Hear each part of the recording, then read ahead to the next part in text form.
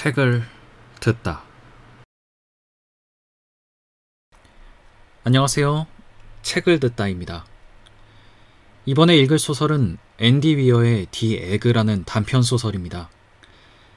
2015년에 개봉했던 영화죠. 리들리 스콧 감독이 메가폰을 잡았고 맷 데이먼이 주연으로 출연한 마션이라는 영화, 다들 기억하실지 모르겠는데요. 저는 이 영화를 극장 가서 봤던 기억이 납니다. 식물학자이자 기계공학자인 마크 와트니가 황량한 화성에서 사고로 낙오된 이후 살아남기 위해 고군분투하는 영화인데, 사실 머릿속에 남은 건 감자밖에 기억이 없네요. 감자 키우는 장면을 보면서 화성에서 키운 감자는 어떤 맛일까 궁금했습니다. 우주 배경인 영화를 좋아하는 저로서는 인터스텔라 다음으로 재미있게 봤던 영화입니다. 사적으로는 맷 데이먼은 유독 누군가에게 구해지는 역할이 많았네요. 라이언 일병 구하기도 그렇고 인터스텔라, 마션까지. 그래서 미국인들이 미국 국민의 막대한 세금이 맷 데이먼을 구하는 데 쓰인다는 농담을 하기도 했다죠. 하여튼 앤디 위어는 이 영화의 원작 소설을 집필한 사람입니다. 이 작가가 본격적으로 이름을 알리기 시작한 작품이 바로 오늘 낭독하려는 디 에그입니다. 2009년 본인의 웹사이트에 게재했던 작품으로 많은 사람들의 주목을 받았습니다. 저도 이 단편의 존재를 알게 된 게 영화를 보고 나서였습니다. 원작자가 누구인지 궁금해서 찾아보다가 우연히 저희 학원 원장님이시자 대한민국 최고의 성우이신 구자영 성우님이 녹음하신 오디오북을 듣게 되었습니다. 그리고 이 작품의 매력에 빠지고 말았습니다. 아직도 이 소설을 처음 들었던 순간이 생생하게 기억납니다. 작가의 훌륭한 상상력과 따뜻함에 감탄했었죠. 그리 길지 않은 내용이지만 철학적 질문을 던지는 소설이라고 생각합니다. 이 소설의 진가는 아무 내용을 모르고 처음 알게 된 순간입니다. 부디 차분하게 힘을 빼고 저와 함께 이 소설을 감상해 주세요. 이 소설의 원문은 영어로 되어 있는데 PGR21이란 사이트에 올베프님이 번역을 해주셨더라고요. 그래서 그 번역을 토대로 낭독했습니다. 사실 번역해주신 분에게 허락을 구하고 낭독하고 싶었는데 이미 탈퇴하셨더라고요. 그래서 혹시나 그분이 이 영상을 보신다면 꼭 댓글 남겨주세요. 그리고 제 오디오북을 들으러 와주셔서 감사합니다. 디 에그, 앤디 위어. 당신은 집에 가는 길에 죽었습니다. 자동차 사고였지요. 대단한 사고는 아니었지만 하여튼 당신은 죽었습니다. 당신은 죽으면서 아내와 두 아이를 남겼고 그다지 고통스럽진 않은 죽음이었습니다. 응급팀은 당신을 살리려고 최선을 다했지만 소용이 없었죠. 사실 몸이 워낙에 박살이 났기 때문에 죽는 편이 나았어요. 제 말을 믿으세요. 그리고 당신은 저를 만났지요. 무슨 일이죠? 당신은 물었습니다. 제가 어디에 있는 거죠? 당신은 죽었습니다. 제가 담담하게 말했어요. 이런 건 돌려 말할 이유가 없죠. 트럭이 미끄러지는 걸 본 것 같긴 한데. 그랬죠. 제가 말했습니다. 그래서 제가 죽었나요? 네. 그렇다고 너무 기분 나빠하진 마세요. 누구나 결국 죽으니까요. 제가 말했습니다. 당신은 주변을 돌아봤습니다. 주변에 당신과 저 말고는 아무것도 없었지만요. 여긴 어딘가요? 당신이 물었습니다. 여기가 내세인가요? 그런 셈이죠.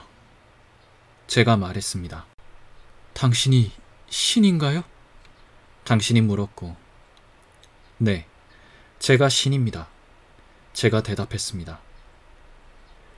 제 아이랑 아내는... 당신이 말했습니다. 그분들이 뭐요? 괜찮은가요? 예, 이거 좋군요. 제가 말했습니다. 방금 죽은 사람이 가족 걱정을 하다니 좋은 일입니다. 당신은 놀라서 절 쳐다봤습니다. 사실 당신 눈에 제가 신 같아 보이진 않았을 거예요. 그냥 또 하나의 남자 혹은 여자 같았겠지요. 어느 정도 권위, 예를 들어서 학교 영어 선생님 정도는 있어 보였겠지만요. 걱정 마세요. 제가 말했습니다. 그들은 괜찮을 거예요. 당신 아이들은 당신을 완벽한 아빠로 기억할 겁니다. 아이들이 어리기 때문에 아직 당신에 대해서 나쁜 기억을 쌓을 시간이 없었으니까요. 당신 아내는 형식적으로 울어야 주겠지만 속으로는 좋아할 거예요. 사실 그분 잘못은 아니죠. 솔직히 당신들 결혼 생활은 이미 파탄나고 있었으니까요. 당신한테 위로가 될지는 모르겠지만 그녀는 자신이 좋아하고 있다는 사실에 대해서 굉장한 죄책감을 느낄 겁니다. 오, 당신이 말했습니다. 그래서 이제 어떻게 되나요? 천국이나 지옥 뭐 그런 곳으로 가나요? 아닙니다. 제가 말했죠. 당신은 환생하게 됩니다. 아, 당신이 말하길. 그래서 결국 힌두교가 맞는 거였네요. 모든 종교는 다들 나름대로 맞아요. 제가 대답했죠.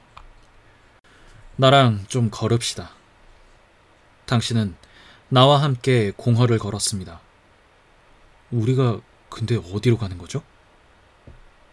특별히 목적지는 없어요. 그냥 좀 걸으면서 이야기하고 싶어서요. 그래서 이 모든 게 다 뭐랍니까? 당신이 물었죠. 환생을 한다 치고 어차피 지금 기억은 다 없어지는 거잖아요. 그럼 환생을 해봤자 전생은 아무 의미가 없지 않습니까? 그렇지 않아요. 제가 대답했죠. 당신은 모든 전생의 기억과 경험을 다 가지고 있어요. 다만 지금 당장 기억이 나지 않는 것뿐이죠. 나는 걷기를 멈추고 당신 어깨에 손을 얹었습니다.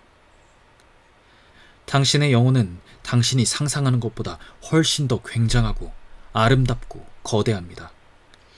인간의 마음이라는 것은 진정한 당신의 아주 작은 파편밖에 담을 수가 없어요.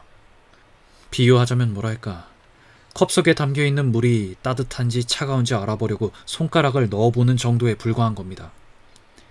컵 속에 당신의 아주 일부만 넣어보고 그걸 꺼낼 때쯤에는 당신 손가락을 통해서 경험을 얻는 거죠.